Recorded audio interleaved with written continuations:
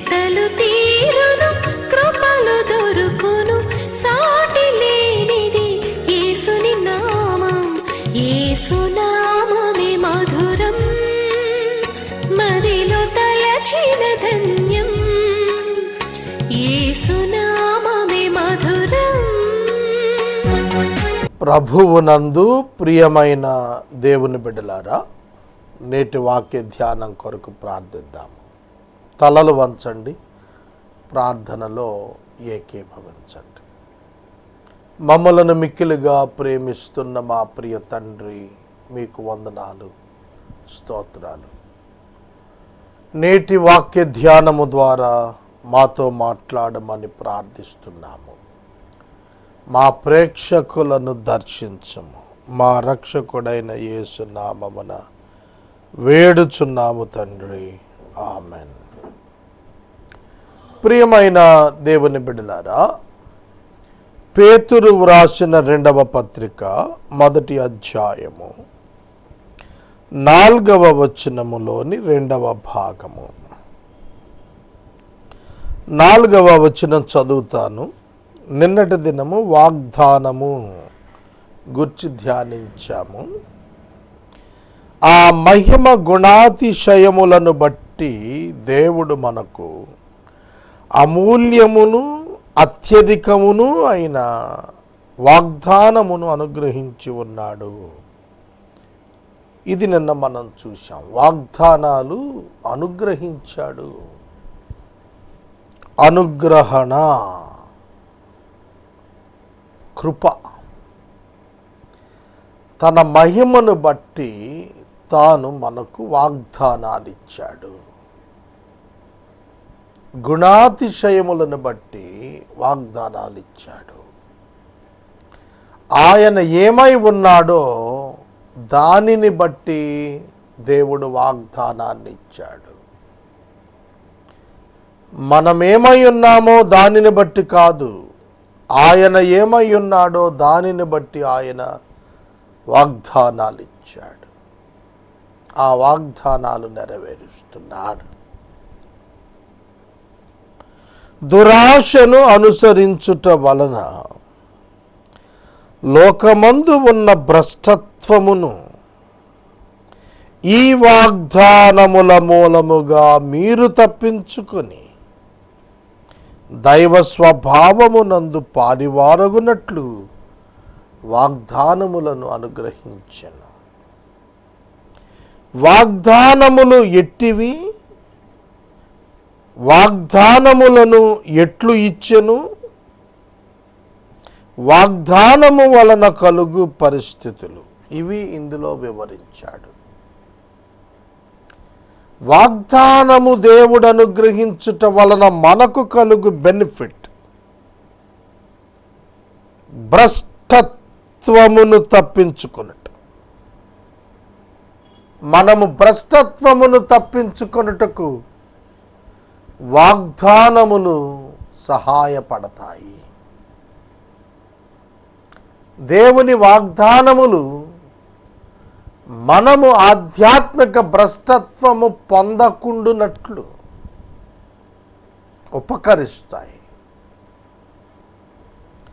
ఈ భ్రష్టత్వము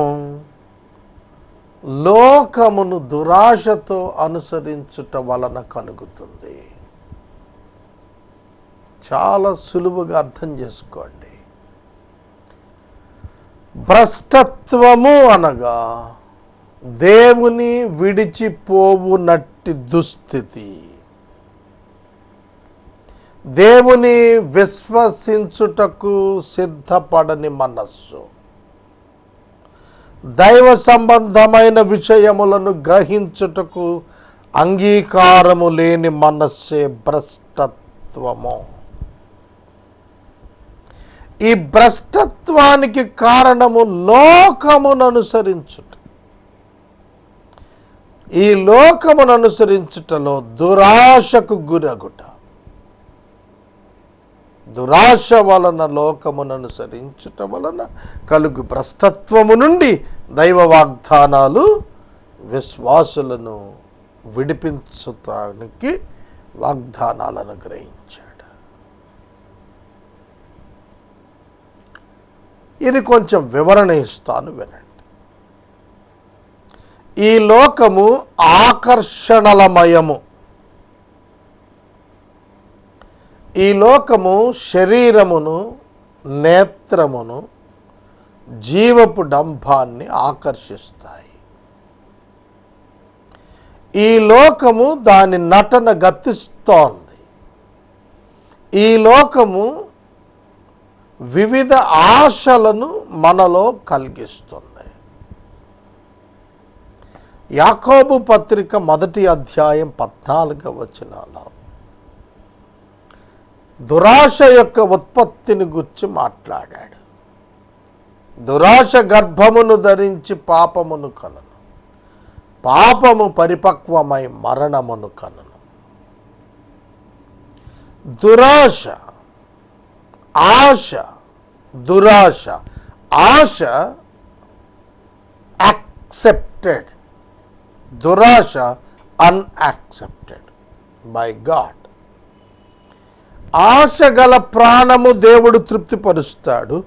ఆశ తప్పు కాదు, దురాశ పాపమునకు మూలమవుతుంది. పొరుగువానిది ఆశించుట తప్పు, పాపము. నీ కొరకైనది ఆశించుట పాపం ఎన్నటికీ కాదు. కానీ దురాశ గర్భాన్ని ధరించినప్పుడు పాపాన్ని కంటుంది. దురాశల చేత మనం మరులు కొల్పబడతాం, ఈడవబడతాము. కనుక దురాశను గుర్చి ప్రమాదమని ఎరిగి జాగ్రత్త పడాలి. ఆశ కలిగి ఉండుట వేరు, అత్యాశ కలిగి ఉండుట వేరు, దురాశ కలిగి ఉండుట వేరు. దురాశ నీకు చెందనిది నీవు ఆశించుట. మానవుడు మొట్టమొదట అదే చేశాడు. నేను దేవుని వలె అవ్వాలి. అపవాది లూసిఫర్ దేవుని సింహాసనమునకు ఎదుట తన సింహాసనం ఆశించాడు. దురాశ అది గర్భమును ధరించుటనగా హృదయమున అది ప్రారంభమై దాని పని అది చేస్తూ మరణానికి తీసుకెళ్తుంది. దేవుని వాగ్దానాలు మనము వెంబడించినప్పుడు ఆ వాగ్దానాలు చిత్తానుకూలముగా ఉంటవి గనుక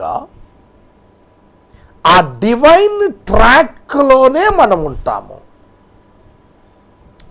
ఆ దైవిక క్రమంలో మనం ఉంటాము. అది తప్పితే మనం లోకములో పడిపోతాము, భ్రష్టత్వములో పడిపోతాము. కనుక వాగ్దానాలకు మూలము దేవుని యొక్క స్వభావము, దేవుని యొక్క మాట, దేవుని యొక్క చిత్తము, ఇష్టము. ఎప్పుడైతే వాగ్దానాలను బట్టి మనం ఆత్మీయ జీవితంలో ముందుకెళ్తామో, స్వతంత్రించుకుంటూ వెళ్తామో, డివైన్ ట్రాక్లో ఉంటాము, దైవ సంబంధమైన క్రమంలో ఉంటాము. అలా కాక దురాశతో లోకాన్ని వెంబడిస్తే భ్రష్టత్వంలోనికి వెళ్ళిపోతాము. ఇవాళ ప్రపంచవ్యాప్తంగా ధనము అత్యధికముగా ఉన్న వ్యక్తులు ఉన్నారు. They never mind of God, about God. దేవుని గూర్చి ఎన్నడూ వారు తలంచరు. దేవుని గూర్చి ఎన్నడూ వాళ్ళు తలంచరు. అటువంటి వారు, దేవుని గూర్చి ఎన్నడూ తలంచని వారు, వారి యొక్క జీవితాల్లో భ్రష్టత్వానికి గురవుతారు. ఇది మనం చాలా తేటగా తెలుసుకోవాల్సింది. డబ్బుంది, దేవుడు అక్కర్లేదు, లోకములు అన్నీ సాగుతాయి అనుకుని బ్రతికిన వారు దేవుని ఎరుగని దుస్థితిలో వారు తమ జీవితంలో కొనసాగి దేవుని నుండి దూరం అయిపోతారు. ఇది మనం తప్పక తెలుసుకోవాల్సింది. తర్వాత వాగ్దానాల వలన ఎలా తప్పించుకుంటాం భ్రష్టత్వం అంటే, దేవుని వాగ్దానాలన్నీ కూడా మనలను క్రీస్తుకు, ఆయన మాటకు అనుగుణంగా నడిపిస్తాయి మనల్ని. అబ్రహాము దేవుని నమ్మెను అన్నప్పుడు దేనిని? వాగ్దానమునే నమ్మెను, నీతిగా ఎంచబడిన. దేవుని నమ్మెను అనగా దేవుని మాట నమ్మెను, దేవుని మాట నమ్మెను అనగా దేవుని వాగ్దానము నమ్మెను, దేవుని వాగ్దానము నమ్మినందున, దేవుని నమ్మినందున అతడు అంగీకరించబడిన. ఇక అక్కడ భ్రష్టత్వానికి చోటు లేదు. డివైన్ ట్రాక్ మెయింటైన్ అవుతుంది. ఈ హేతువు చేతనే మీ మట్టుకు మీరు పూర్ణ జాగ్రత్త గలవారై మీ విశ్వాసమునందు సద్గుణమునందు జ్ఞానమును, జ్ఞానమునందు ఆశానిగ్రహమును, ఆశానిగ్రహమందు సహనమును, సహనమందు భక్తిని, భక్తి యందు సహోదర ప్రేమను, సహోదర ప్రేమ యందు దయను అమర్చుకొనడి.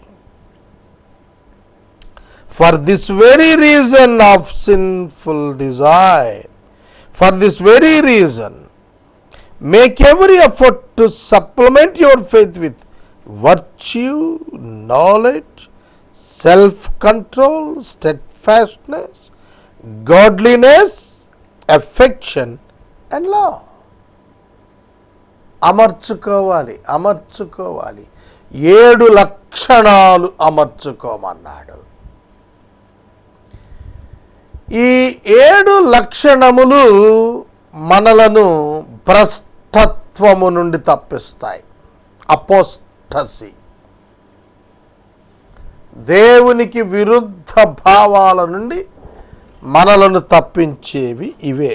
వాటి కొరకు జాగ్రత్త, పూర్ణ జాగ్రత్త ఉండాలి. మనుషునికి కలుగు ప్రతి ఇబ్బందికి కారణం జాగ్రత్త లేకపోవటం. ఇక్కడ పేతురు జాగ్రత్త అని రాయలా, పూర్ణ జాగ్రత్త అన్నాడు. జాగ్రత్త కంటే పూర్ణ జాగ్రత్త సూపర్లేటివ్. చాలా జాగ్రత్తగా, అతి జాగ్రత్తగా, బహు జాగ్రత్తగా, సంపూర్ణ జాగ్రత్త కలిగిన వారు ఉండాలి. మెళకువగా ఉండాలి. ఎప్పటికప్పుడు గమనముతో ఉండాలి. ఎటుబడితే అటు కాదు జీవితం. క్రైస్తవ జీవితం అంటే ఒక సన్నని తాడుపై ఎత్తైన స్థలంలో 2 భవనాల మధ్య ఒక తాడును పెట్టి వెళుతున్నప్పుడు ఎంత బ్యాలెన్సింగ్గా వెళ్ళాలో అంత జాగ్రత్తగా వెళ్ళాలి. క్రైస్తవ జీవితం అన్ని విధాలుగా కూడా పరిపూర్ణమైనటువంటిదిగా ఉండాలి అని అంటే జాగ్రత్త కావాలి. ఈ జాగ్రత్తను గురించి విశ్వాసము ప్రధానం. విశ్వాసం ఉంది, సద్గుణం కావాలి. సద్గుణాలు, మంచి లక్షణాలు, గుడ్ హ్యూమన్ బీయింగ్. కనుక క్రైస్తవుడు వెరీ గుడ్ హ్యూమన్ బీయింగ్గా తాను తన లైఫ్ గడపాలి. హెల్పింగ్ హ్యాండ్, హెల్పింగ్ నేచర్ క్రైస్తవుడు కలిగి ఉండాలి. ఎట్లా పడితే అట్లా కాదు. పబ్లిక్ యాక్సెప్టెన్స్ కావాలి. సొసైటీలో చక్కటి సాక్ష్యం కావాలి.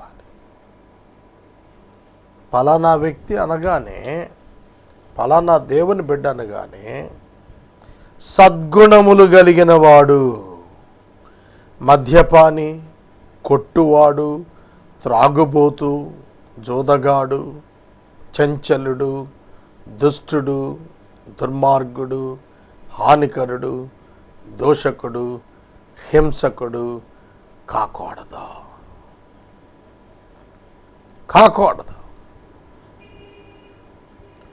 ప్రభువును వెంబడించువాడు విశ్వాసమును సద్గుణముల యందు జ్ఞానమును కలిగి ఉంటాడు.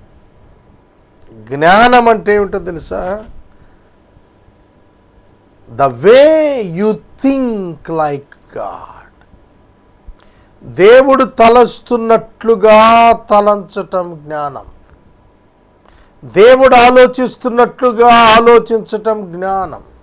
దేవుడు నిర్ణయములు తీసుకొనుచున్నట్లు నిర్ణయములు తీసుకొనుటయే నిజ జ్ఞానం. దైవ లక్షణములు సత్యము, నీతి, యథార్థత అను వాటిపై ఆధారపడి తీసుకునే ఆలోచన, తీసుకునే నిర్ణయమే జ్ఞానం. కనుక నీ గుణములు మంచివిగా ఉండుటతో పాటు జ్ఞానము కలిగి ఉండాలి. దేవుడు నిన్నెట్లా ప్రవర్తించమన్నాడు. ఈ జ్ఞానములో ఆశా నిగ్రహం కావాలి. చూచిన ప్రతిదీ పొందాలనుకునే బలహీన మనస్తత్వం క్రైస్తవునికి ఉండకూడదు.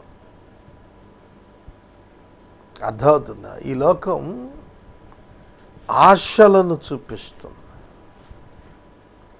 ప్రతి మానవుడు తాను చూస్తున్నది పొందాలని ఆశ కలిగి ఉంటాడు. ఆశ నిగ్రహం కావాలి. సెల్ఫ్ కంట్రోల్ అన్నాడు దీన్ని. ఈ సెల్ఫ్ కంట్రోల్ లేనివాడు క్రైస్తవుడే కాడు. తనను సంభాళించుకోలేనివాడు, తనను నియంత్రించుకొనలేనివాడు క్రైస్తవుడు ఎన్నటికీ కాలేడు. అందుకే ఆశా నిగ్రహం, విశ్వాసము, సద్గుణము, జ్ఞానము, ఆశా నిగ్రహం మరియు సహనము, భక్తి, సహోదర ప్రేమ, దయ. మరొక 4 ఉన్నాయి. సహనము, పేషెన్స్. క్రైస్తవునికి సహనం ఉండాలి. క్రైస్తవ భార్యాభర్తలకు సహనం ఉండాలి. క్రైస్తవ తల్లిదండ్రులకు సహనం ఉండాలి. సేవకునికి సహనం ఉండాలి. సహనము అంటే ఓర్చుకుని గుణము, సహించు గుణము, భరించు గుణము, స్లో టు రియాక్ట్, స్పందించుటకు నెమ్మదించు గుణము సహనము. సహనము క్రీస్తు శిలువలో చూపించిన మహాగుణము. కనుక సహనము కలిగి ఉండి భక్తి నేర్పరచుకోవాలి. భక్తి అనేది భౌతికమైన ఒక సంప్రదాయం. క్రైస్తవుడు సద్భక్తితో బ్రతకాలి. విత్ గుడ్ మేనర్, మంచి ప్రవర్తన భక్తిలో. ఇతిమతంగా ఉండకూడదు. తన మతమున హితమైన ప్రవర్తన కలిగి జీవించాలి. ప్రేమ, దయ ధరించుకోమన్నాడు. మనం వస్త్రం ధరించుకుంటాం, ఆభరణాలు ధరించుకుంటాం. అలాగే దయ, ప్రేమ ధరించుకోవాలి. విశ్వాసము, సద్గుణము, జ్ఞానము, ఆశా నిగ్రహము, సహనము, ప్రేమ, దయ, భక్తి, ఇవి ధరించుకోండి, అమర్చుకోండి. ఇవి లేనివాడు నష్టపోతాడు. It's all comes by the practice. ఇవన్నీ నోటి మాటతో రావు, అభ్యాసముతోనే వస్తాయి. వీటన్నింటినీ నీవు ప్రాక్టీస్ చేయాలి, ఇంప్లిమెంటేషన్తోనే సాధ్యమవుతాయి.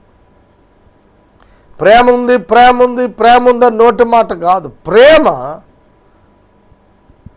ప్రకటించుట అనగా వ్యక్తీకరించుట. ఇట్స్ ఎ కాస్ట్లీ అఫేర్, చాలా ఖరీదైనటువంటిది ప్రేమ. ప్రేమ క్షమాపణనిస్తుంది, ప్రేమ సహిస్తుంది, ప్రేమ భరిస్తుంది.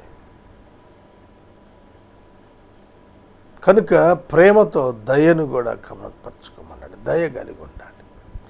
క్రైస్తవుడు దయ లేకపోతే నిరుపయోగం.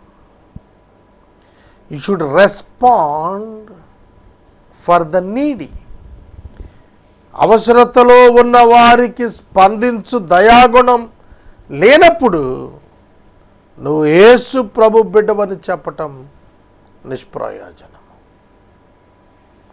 కనుక ఈ దినాన నేను భ్రష్టత్వం గురించి మాట్లాడి, ఈ భ్రష్టత్వములో పడకుండా ఉండటానికి మీరు ఇలాంటి ప్రవర్తనను అమర్చుకోండి. ఇది పేతురు గారు మనకు నేర్పించినటువంటి, మనం ధరించుకొనవలసినవి ఇవన్నీ కూడా. ప్రేమ కలిగి ఉండండి, సహనము కలిగి ఉండాలి, క్షమాపణ కలిగి ఉండాలి, కనికరము కలిగి ఉండాలి, దయ కలిగి ఉండాలి. ఆశానిగ్రహంతో జీవించుదాము. మనకు కాని దాని కొరకు ఎన్నడూ ఆశించకూడదు. సహోదరుడా, సహోదరు, దేవుడు నిన్ను నియమించిన, అనుగ్రహించిన కృపలో ఉండటానికి ఇష్టపడు. అపవాది అలా ఇష్టపడక దేవునితో సమానంగా ఉండాలనుకున్నాడు. ఆది మానవుడు దేవుని పోలికలో చేయబడినప్పటికీ దేవుడిగా మారాలనుకున్నాడు. అదే దురాశ.